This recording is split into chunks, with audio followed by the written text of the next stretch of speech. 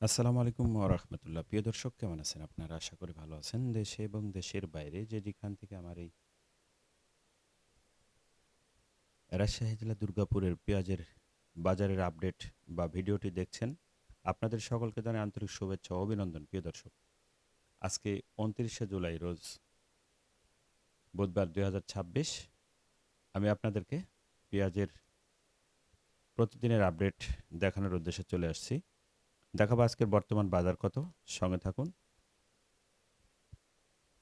হঠাৎ করে আমার মাইক্রোফোনের একটু সমস্যা হওয়ার কারণে আমি সাউন্ডটা পেলাম না। খুব কষ্ট করে আজকে ভিডিওটা করলাম।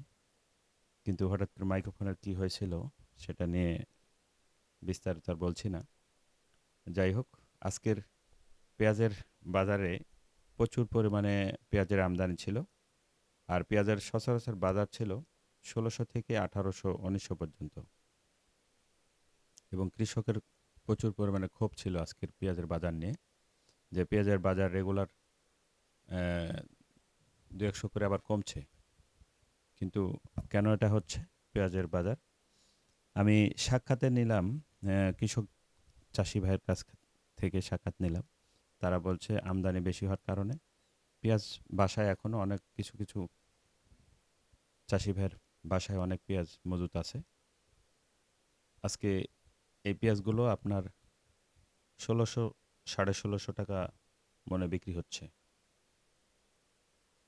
১৭০০, ১৭১০, ২০, ১৮০০ খুব হাইয়েস্ট যেটা তাহিরপুর মেটাল সেটা বিক্রি হচ্ছে। প্রিয় দর্শক, ১৬০০ থেকে ১৮০০, ১৮৫০ মেটালটা।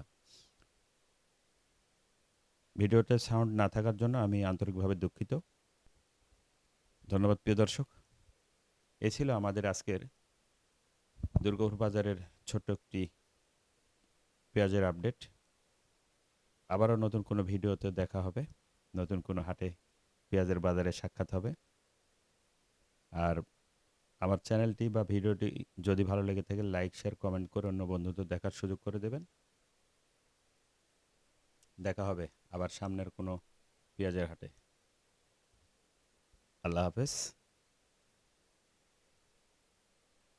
আমি মোহাম্মদ আসলাম উদ্দিন, দোয়েল মিডিয়া 360।